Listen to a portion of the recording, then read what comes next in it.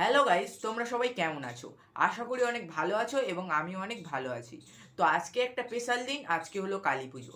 আর এটা আমার first blog video, তাই তোমাদেরকে নিয়ে আজকে পুরো দিনটা কাটাতে চলেছি। কি করি, কোথায় যাই, সব কিছু তোমাদেরকে দেখাবো। চলো শুরু করা যাক। Let's start the video. Kali পূজার দিন যেহেতু প্রদীপ আর মোমবাতি জ্বালাতে হয়, তাই প্রদীপ বানানোর জন্য কাদা আনতে যাচ্ছি। চলো মাঠে গিয়ে দেখা হচ্ছে। আমি আর আমার দিদি মাঠে চলে এসেছি, চলো কাদা তোলা যাক। দিদি এখন মাটি তুলতে যাচ্ছে। জায়গাটা খুব নরম এবং প্রচণ্ড ঘাস, তাই অনেক ভয়ও লাগছে, সাপও থাকতে পারে। এই জায়গার মাটিটা খুব ভালো, তাই দিদি এই জায়গায় এসেছে। দিদি এখন মাটি তুলবে, আমিও দিদির পেছন পেছন যাচ্ছি ক্যামেরা নিয়ে। দিদি মাটি তুলছে।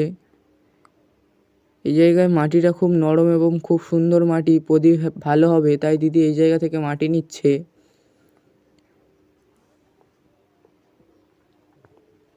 অনেক ঘাস, তাই ভয়ও লাগছে।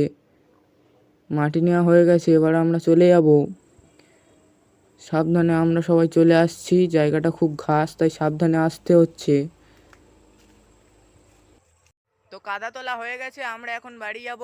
আমরা এখন বাড়ির দিকে যাচ্ছি, চলো যাওয়া যাক।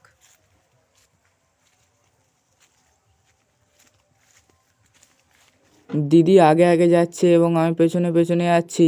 জায়গাটা এতটাই উঁচু নিচু, তাই যেতে খুব অসুবিধা হচ্ছে এবং ক্যামেরাও অনেকটা নড়ে গিয়েছে। দিদি বলল কাদাটা খুব নরম হয়ে গেছে, তাই ধুলো দিয়ে এখন কাদাটাকে শক্ত করা হচ্ছে। মাটি নরম থাকলে প্রদীপ ভালো হয় না, তাই মাটিটাকে শক্ত করে নেওয়া হচ্ছে যাতে প্রদীপটা ভালো হয়। তো কাদা শক্ত করা হয়ে গেছে, আমরা এখন বাড়ি যাচ্ছি। জায়গাটাতে প্রচুর ঘাস এবং বাঁশ গাছ, তাই দিদির ভয় লাগছে, তাই ও দাঁড়িয়েছিল। বললো একসাথে যাবো, একসাথে যাচ্ছি। জায়গাটাতে প্রচণ্ড ঘাস, তাই প্রচুর ভয়ও লাগছে। তো কাদা তুলে বাড়িতে চলে এসেছি, এখন কাদাটা রেখে দেবো, বিকেলে প্রদীপ করা হবে। কাদা তুলে এসে দিদি আলতা পরতে বসে গেছে। মা ওকে বললো আলতা পরতে, কালী পুজোর দিন নাকি আলতা পরতে হয়, তাই ও আলতা পরছে। এখন স্নান করতে যাবো, স্নান করে খাওয়া দাওয়ার পর বিকেলবেলা আবার দেখা হচ্ছে। হ্যালো গাইস, এখন বিকাল হয়ে গিয়েছে। বিকালবেলা মা এখানে প্রদীপ করতে বসে গেছে। প্রদীপটা বিকাল বিকাল করে রাখলে সন্ধ্যা অবধি প্রদীপটা শুকিয়ে যাবে এবং প্রদীপটা ভালো জ্বলবে। সন্ধ্যাবেলা আমি আর দিদি কুলপি চলে এসেছি। মা চিনি কিনে আনতে বলেছিল, তাই চিনি এবং কালী পুজোতে যেহেতু মোমবাতি লাগে, তাই মোমবাতি কিনতে। কুলপি যে দোকান ঠাকুর উঠেছে সেগুলো সব ভিডিও করেছি, সেগুলো দেখতে থাকো এবং মজা নিতে থাকো। আমার কালো লোকে বলে কালী কালো। এই যে সুন্দর ডিজাইন প্যান্ডেলটা দেখতে পাচ্ছ, এটা হচ্ছে কি আমাদের কুলপি থানা। ভীষণ সুন্দরভাবে সাজিয়েছে, আর আমার দিদি আগে আগে যাচ্ছে এবং আমি পেছনে ভিডিও করতে করতে যাচ্ছি। ভীষণ সুন্দরভাবে সাজিয়েছে আমাদের থানাটা, তুমি দেখো। করে মোরালো রে শ্যামা মা কি আমার কালো।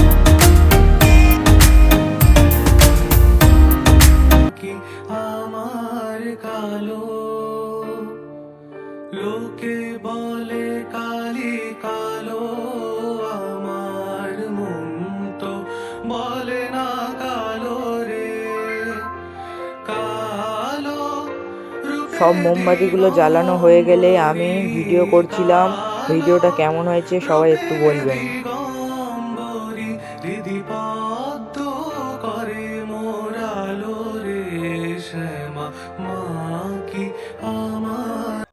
মোমবাতি জ্বালানোর পর আমরা ঠাকুর দেখতে চলে এসেছি। এটাই আমাদের পাড়ার প্যান্ডেল। আর এই ঠাকুরটা খুব সুন্দর হয়েছে। ঠাকুরটা আমাদের স্কুল মাঠে উঠেছে। স্কুলটাও খুব সুন্দরভাবে সাজিয়েছে, তোমরা দেখতে পাবে। খুব সুন্দরভাবে সাজিয়েছে স্কুলটা। এটাই আমাদের স্কুল, আমিও এই স্কুলে পড়ি। স্কুলটা ভীষণ সুন্দরভাবে সাজিয়েছে, রাতের বেলা দেখতে ভীষণ সুন্দর লাগছে। এটা আমাদের স্কুলের মাঠ, আর এটা আমাদের স্কুল। খুব সুন্দর লাগছে দেখতে। বিভিন্ন রঙের লাইটিংয়ে স্কুলটা পুরো সেজে উঠেছে।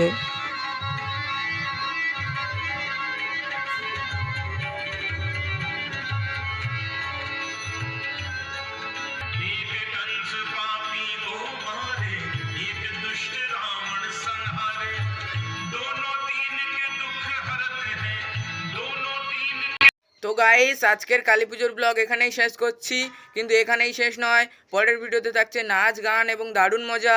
তাই আমাদের চ্যানেলটি সাবস্ক্রাইব করে রাখো এবং পরের ভিডিও মিস করো না। দেখা হচ্ছে খুব তাড়াতাড়ি।